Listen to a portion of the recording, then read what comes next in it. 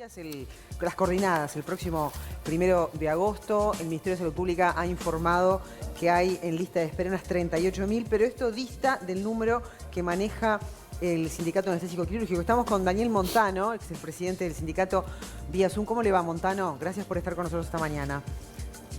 Bueno, un gusto para mí también. ¿Cómo es esto de las cifras? ¿Por qué hay tanta diferencia entre lo que dice el Ministerio y lo que están calculando ustedes? 38.000 a 70.000. Bueno, el tema de las cifras no debería ser un tema para poner en discusión. La situación es la siguiente. Por un lado, el Ministerio tendrá sus datos, ¿ah? Que lleva esas cifras, supongo por informes que recibe de los prestadores públicos y privados. Y por otro lado está el cálculo que ha hecho el Sindicato Anestésico Quirúrgico, que es un cálculo teórico en base a lo que se opera habitualmente en nuestro país y a lo que sabemos que no se ha operado. ¿A qué me refiero? Que en nuestro país operan mensualmente unos 15.000 pacientes, 9.000 en el subsector privado y 6.000 en su sector público.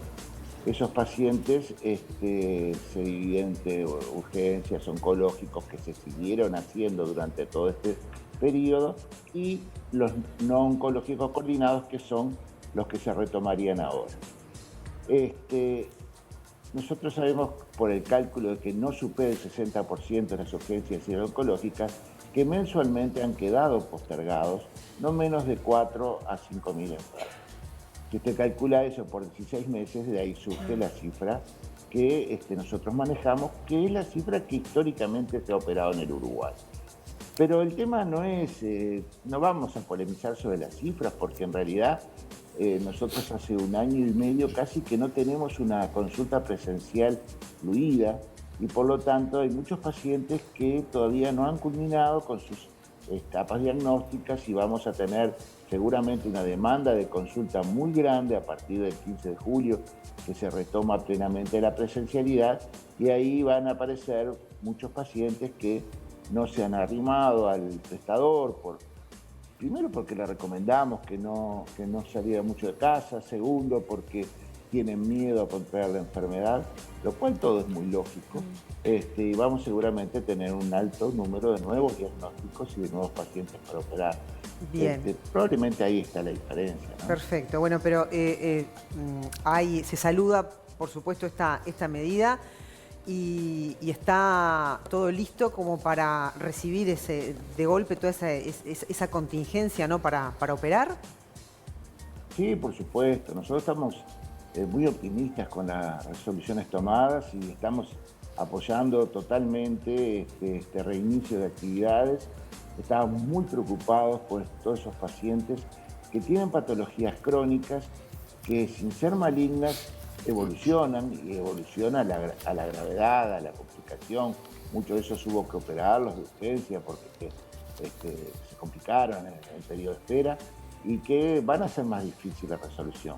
Pero bueno, es nuestra tarea, venimos reclamando poder hacerla desde hace muchos meses y estamos dispuestos a extremar esfuerzos según los planes de recuperación que tenga cada prestador. Claro. Se sabe que es muy heterogéneo la capacidad logística de cada prestador y por lo tanto algunos podrán hacerlo de una manera y otros de otra. Lo importante es la voluntad, ¿no? Bien, y además de que es una necesidad volver a retomar a las cirugías coordinadas, supongo que el contexto también ha influido a esta posibilidad, ¿no? ¿Cuál es el rol de que hayan disminuido la ocupación de camas en CTI por pacientes COVID? Porque sabemos que el CTI es un contingente fundamental para también las cirugías coordinadas. Por supuesto, dos apreciaciones al respecto. Primero, en general no son estos pacientes que vamos a empezar a operar ahora los que van a CTI, ¿no?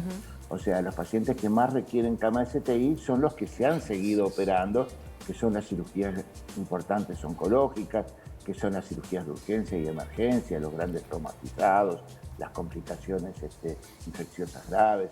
O sea que en realidad esos pacientes nunca se dejaron de operar y siguieron ocupando camas en CTI. Pero también puede pasar que algunos de estos pacientes crónicos no oncológicos, por su labilidad, por su comorbilidad, requiera una cama de CTI, pero no son la mayor parte. Así que si el efecto de la liberación de las camas de CTI repercute dentro del panorama general del descenso de pacientes internados, tanto en intensivo como en moderados, y la liberación de áreas que habían sido transformadas, por ejemplo, áreas quirúrgicas que se transformaron en CTI provisoriamente para poder atender la pandemia, van quedando libres esas áreas para poder redirigirlas nuevamente a la cirugía como era originalmente, y además van quedando camas libres en moderadas, que también, en cuidados moderados, perdón, que también permiten tener más disponibilidad para la cirugía. Daniel, ¿cómo te va? Buen día. Hola, ¿cómo estás? ¿Andas bien? Yo te quería preguntar, alguna vez ya se manejó, pero bueno, son datos que siempre se van de alguna manera renovando. Y tú recién hacías referencia a que las situaciones van a variar en función de cada prestador, de las posibilidades operativas que tenga cada prestador. Pero ¿en cuánto tiempo estimás que se pueda llegar a cumplir con todo este atraso, independientemente de las cifras y las diferencias que manejábamos al comienzo? ¿Cuánto tiempo va a llevar a que aquellas personas que están esperando una cirugía por, obviamente, una situación que no es de urgencia ni de emergencia, pueda decir, al fin logré mi cirugía? Claro. Bien, como tú decías, depende mucho de la logística, ¿no?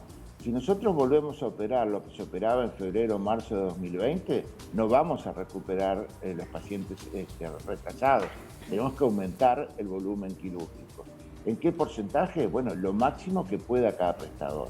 Se calcula que para un atraso como el de Uruguay necesitaríamos aumentar un 20 o un 30% el volumen quirúrgico para poder, en el plazo de 8 o 10 meses, más o menos ponernos al día, quizá un año. El ministro manifestó que la aspiración es de que ponerse al día para fin de año. Bueno, ojalá se pueda. Eso significa que el esfuerzo va a ser muy grande. Yo no sé bien cuáles son los planes que tienen de reactivación de la cirugía las autoridades, que están muy comprometidas con este tema, y los prestadores. Pero eso supongo que significa que va a haber estímulos para que los prestadores aumenten el volumen. ¿Hay un buen diálogo con el Ministerio de Salud Pública? Porque tú decías que hay una postura ahí del ministro de capaz que a fin de año resolver todo este tema. ¿Se dialoga bien con el Ministerio? Sí. Por suerte nosotros, tanto con el ministro como con la presidencia de la JUNASA, tenemos un diálogo fluido, igual que con ACE.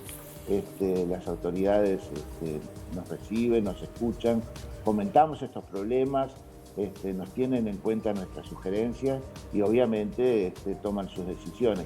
Pero sabemos, porque nos han transmitido todas las autoridades, que están comprometidos en atacar el tema de las listas de espera con todo lo que se pueda, para cumplir esta deuda social que yo le llamo, que tenemos con toda esta gente que ha sido pospuesta. Claro. Hay que tener claro que estamos en una crisis sanitaria nunca vista y que las medidas que se tomaron fueron de necesidad. Acá hubo que priorizar la atención de la pandemia porque estábamos desbordados con la cantidad de casos que aparecían día a día. Claro. Entonces fue necesario postergar la cirugía. Ahora que la situación por suerte está cambiando, bueno, vamos a resolver este debe en el menor tiempo posible. Y ¿no? en esta logística de volver a las cirugías, ¿se va a respetar las fechas que se tenían antes o hay algún tipo de prioridad en ese sentido para algún tipo de cirugía? No, claro. Obviamente, cuando se vuelva a coordinar, se va a repasar toda la gente que está esperando y va a haber que priorizar de acuerdo a la evolución de la patología en este tiempo y de acuerdo a la situación clínica del paciente. Claro.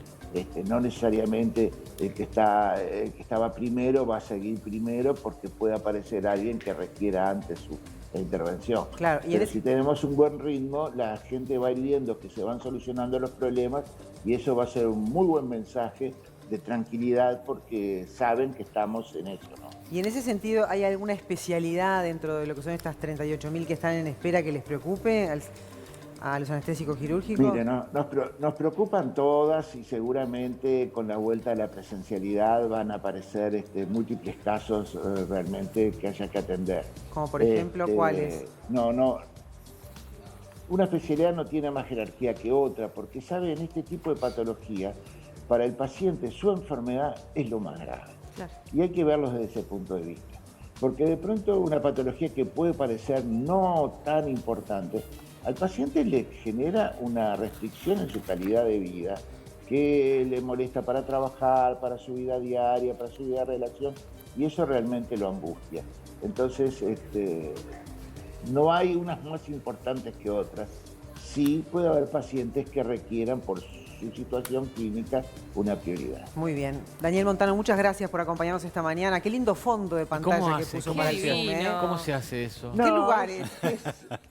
¿Qué es lugar es el Santorini. que puso? Santorini, mirá. Santorini, ya me Eligió parecía. mal, eligió Están mal. Los molinos ahí Yo no veía, veo me nada. parecía, que estaba el molino de Santorini. Eso es una cirugía Es una- es una cirugía de precisión, eso me parece. No, divino. Sí. A ver, Es ¿qué dice una- Montano? Una forma de tener un fondo que permita a la familia moverse por detrás de uno si es necesario. Ah, y no claro, bueno, pero también es recreativo. Y a esta hora de la mañana viene muy Y bien. también evita que me tengan que estar mirando a mí.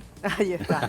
Bueno, divino. Santorini me parece, sí, ¿no? Sí, dijo él. Ah, dijo, ¿Cómo? mira, Sí, sí. precioso el lugar. Gracias, Montano. Te agradecemos el Bueno, a tiempo. las órdenes como siempre y gracias por el contacto.